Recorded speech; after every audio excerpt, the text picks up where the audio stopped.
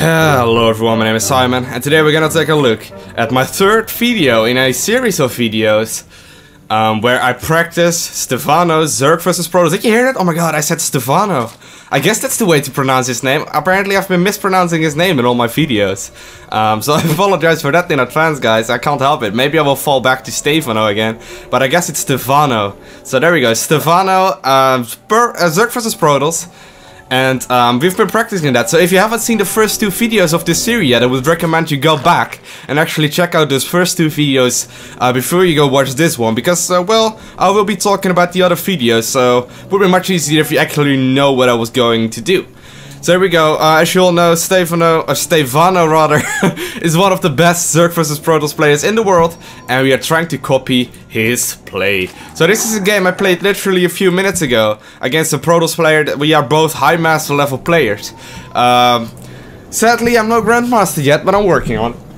I don't have a whole lot of time though, but I'm working on it. So, in this game we are gonna go copy Stephano's gameplay. We are going to do the build that we've been studying and that we copied from him. And we are basically just gonna do exactly what he did. However, I'm not however you pronounce the name, Stephano. So you gotta keep in mind that I'm by no means a pro player, but I'm going to try and explain the best I can and maybe give you some useful tips during this cast.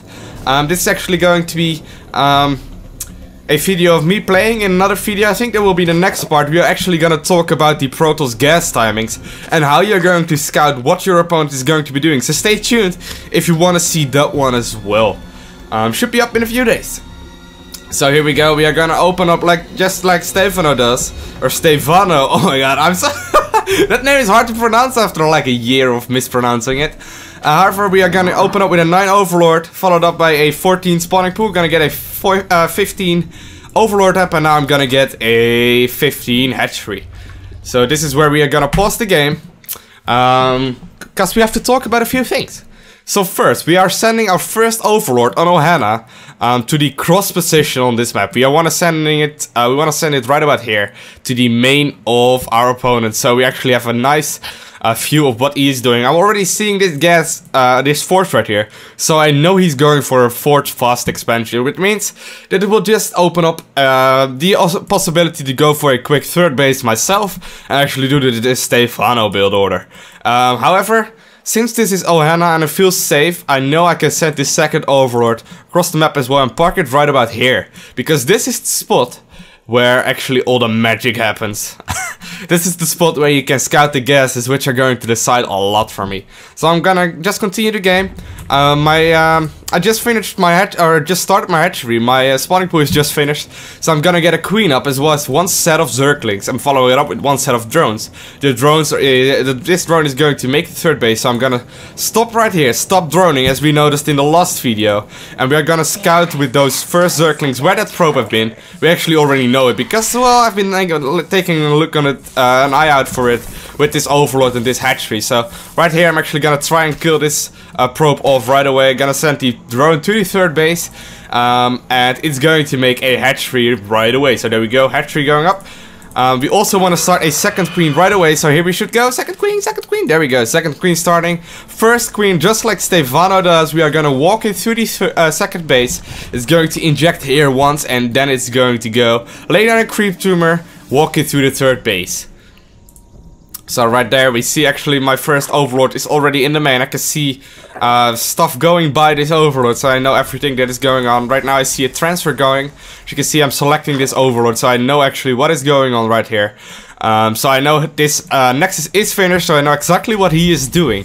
Of course, we also see this a little bit of a weak wall. Always when I see a pylon wall, I always feel like bailing busting it, even though it fails most of the time. So yeah, we are gonna park the second Overlord just behind the gas guys, because this is going to give me an idea of what my opponent is be doing, and I actually misread the situation quite a bunch in this game, so stay tuned for that. So we have one queen up right here. We actually started the third queen right now, and we're gonna put down a creep tumor with this queen, like I said, and walk it down to the third. However, since I've not been playing a lot of this, of the new maps lately, because I haven't had a lot of time because of all the video making and study and, you know, real life stuff, I forgot about those rocks. Those rocks are actually gonna do a lot of damage to me. Well, a lot more damage than they should have done. So keep that in mind. So right now I'm just gonna put my overlord at safe position. I wanna check inside the main right now. I wanna see everything that is going on. Also, I see that he hasn't taken any 3rd and 4th gas yet. So I know for a fact that if he doesn't take those gases really quickly, it will probably be going to be some kind of like 6, 7 or 8 gate pressure. So we have to keep that in mind. So how am I gonna continue this build? Well, I'm gonna do like Stephano, but instead of going for a lair with my first 100 gas, since I see him not taking any gases right here, I think he's going to pressure me really soon. Because, well, what else are you gonna use this for? Are you gonna use it for a big Colossus play or Void Ray play? No, so I can actually already scratch that off the list. So right now he can either go for a 3rd base really quickly, or he can go for a really early 8 gateway or 7 gateway pressure. So what I'm going to do is actually get my first 100 gas is going to be spent on Zergling speed. My second 100 gas will be spent on getting the +1 ranged attack for my roaches, and then I'm gonna get a lair up eventually, just because I will need my roaches a little bit earlier than normal. So right here we actually have a bit of a problem. Because I've not killed those rocks, my Zerglings have to run all the way around, which is going to be really annoying. I'm even going to lose this spine crawler right here, which is going to be pretty damn stupid by me. So as you can see right here, I've not been practicing the build order enough. Well, I've been practicing the build order, but as you can see, I haven't tried it on different maps. So I actually almost end up losing my queen right here, which would be a huge commitment. And what happened now, because I've actually made this mistake, let's pause the game. Right now, I got a lot of units on the map. I get 18 Zerglings on the map, which all could have been 9 drones. That's 9 drones, guys. That's actually huge. You don't ever want to do this kind of stuff. So that's why my build order will be pretty screwed now. However, it's because of me, because I made a mistake. I will be punished by it. That's just how the game works.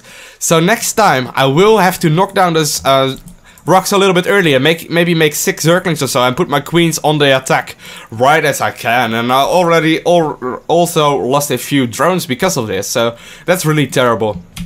However, I'm gonna try and make up for it by getting 11 drones right now. But as you can see, since I'm playing against a real player already, it's going to cost me a lot. I have no idea why I stopped following yet. Oh well, excuse me, a little bit of a hiccup right there. So right now I realize I should be taking down those rocks. So that's exactly what I'm gonna do. However, I see him taking this 3rd gas right now. Liquid Shed once said, when you see a Protoss take a 3rd gas, it will most likely be for a timing push. So I'm gonna try and fly in this overload a little bit more. And actually, I get to see oh, where is it? There we go. I actually get to see the robotics facility. So the robotics bay is going to put up 2 kinds of options. Well, it's actually 3 kinds of options. But since his 4th gas and 3rd gas was relatively late, I can pretty much put it on 1 or 2 options. It's either going to be Immortals, obviously, or it's going to be some drop harassment. And even because I saw some sentries, I'm thinking about drop harass right now.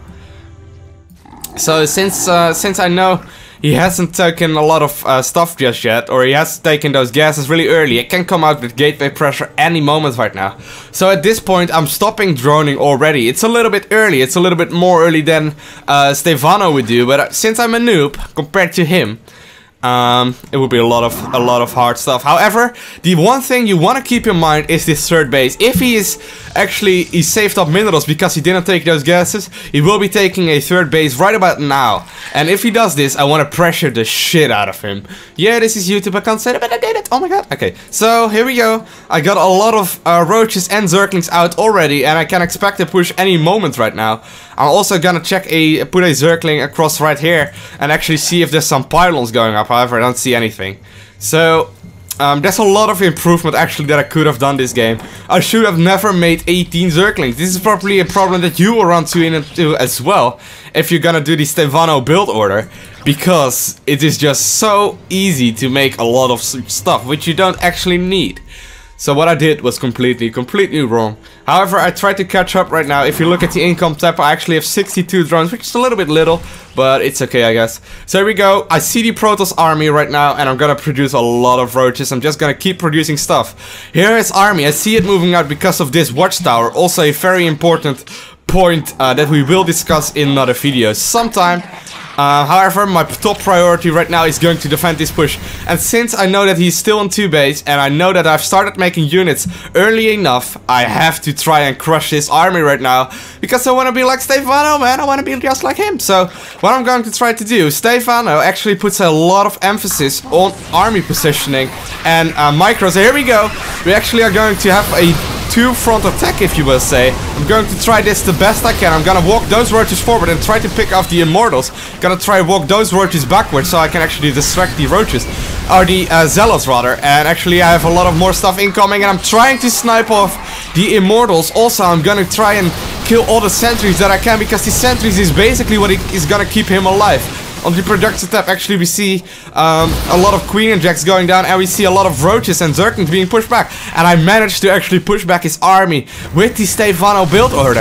And I haven't even executed it properly. If I would have executed it properly, I would have been maxed by the time he pushed. And I don't know exactly what supply I was at, but if I would have done it properly, I would have just killed his army so easily. So since he's retreating to his 3rd base, I know there's a 3rd nexus already up. And there we go, I'm just going to crush this guy. I'm having a lot of units streaming across the map. And I want to try and finish this guy off right here, right now. And there's actually no way he will be able to stop it. So he GG's out. So a few learning moments that we have this game is that you don't actually want to slack up spending and injecting your larvae. That's one point. As you can see right here, I decided to add a 5th hatchery because I simply couldn't afford all the money, or I couldn't spend all the money that I was getting, rather. Also, I got my 3rd and 4th grass a little bit late, and I've made 18 Zerglings to defend against 2 Zealots and a Stalker, which is a little bit of a sloppy engagement, mainly because I forgot to kill those rocks. However, besides that, I tried executing the build order the best I can. I also tried responding to it because I didn't see those gases going up. So I decided to instead of getting a lair up, I decided to get the Zergling speed early on. I also decided to then get the evolution chamber upgrade and then go for a lair. I think this was the proper response. However, we will have to see what Stephano does to that. In another game, we are going to study more of his replays, actually see exactly how he is going to respond to the different gas timing that Protoss have. And that's pretty much it. So guys, I want to thank you all for watching, hope you enjoyed, and as always, please leave me some feedback in the comment section below. I want to thank you for watching, and see you next time, and have a great day guys, bye!